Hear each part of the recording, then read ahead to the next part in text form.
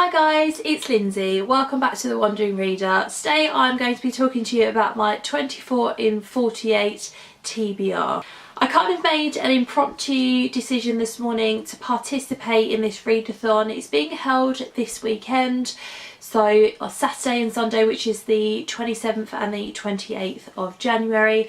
And the idea behind the readathon is that you try to read for 24 hours out of a 48-hour period. Now, I'm almost positive that that's going to be pretty impossible for me to achieve. I might get somewhere near it, but I'm not going to achieve 24 hours. But I just thought it was the perfect opportunity to up my reading game this weekend. And I also wanted to challenge myself not to use my phone for pretty much the entire weekend. So I'm banning myself from playing games.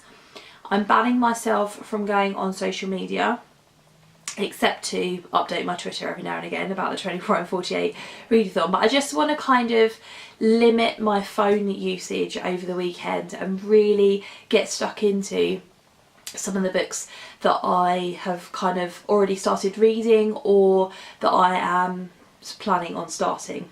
So I have 4 books to talk to you about today. In no way do I think I'm going to finish all of these across the weekend, but there are some that I think I may do, and I definitely want to make a good dent in this pile over the course of the next 48 hours. So the first one that I'll be reading over the weekend is Edgar Allan Poe's The Telltale Heart. I haven't hauled this yet. I ordered this month. I really fancied reading some Edgar Allan Poe, and these little black penguin classics are just perfect for dipping into a classic author's writing. And I believe it was something like the 100th anniversary of Edgar Allan Poe's death or something like that. I think it was last week, so it was kind of fitting for that purpose as well. There are 3 short stories in here. So there's The Telltale Heart, The Fall of the House of Usher, and The Cask of Amontillado.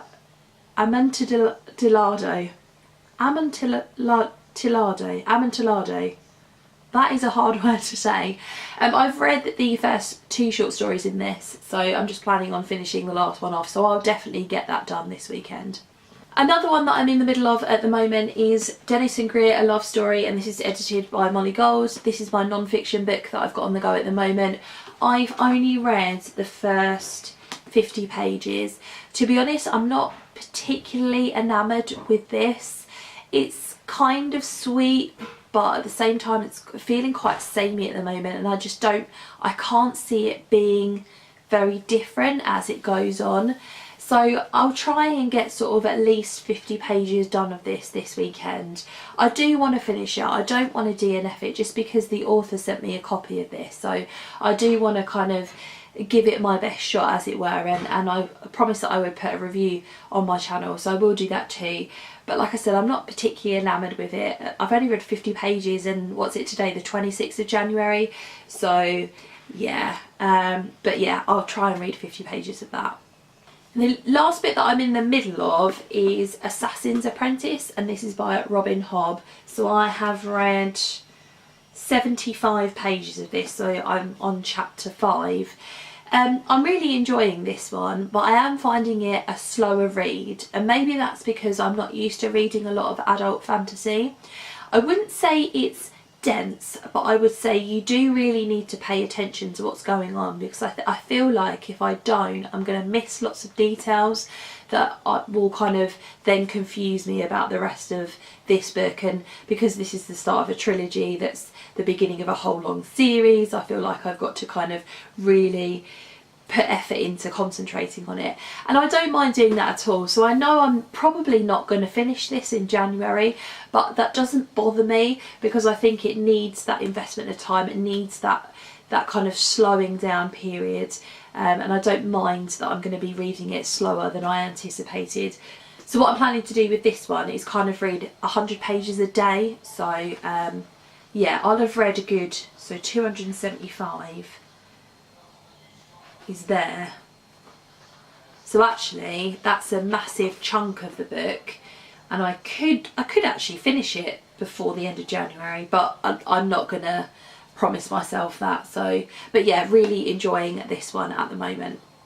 And the last book that I'm planning on starting this weekend is The Tidal Zone by Sarah Moss.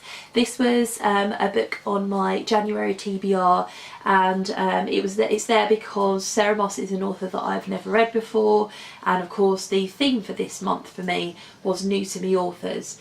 So I picked this one. I had a few that I still haven't got around to. January's been a busy month, but also I have read an awful lot. I put an awful lot on my TBR, so that's something that I kind of need to remedy.